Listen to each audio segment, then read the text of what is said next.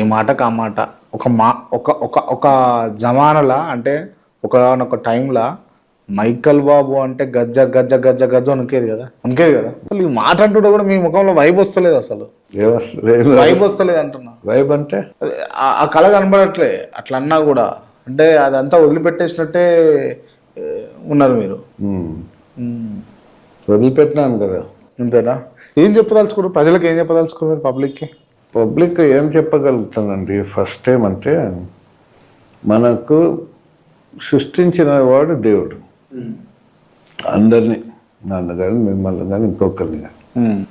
ఈ లోకాన్ని సృష్టించిన దేవుడు ఆయన. అయితే సృష్టి ఏమైపోయిందంటే దేవునికి దూరం అయిపోయారు, దేవునితో సంబంధం లేకుండా అయిపోయారు.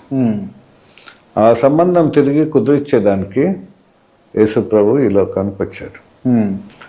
ఇప్పుడు మన దేవుడు అందరి దేవుడు, ఈజ్ గాడ్ ఫర్ ఎవ్రీబడి, అందరికీ ప్రభు.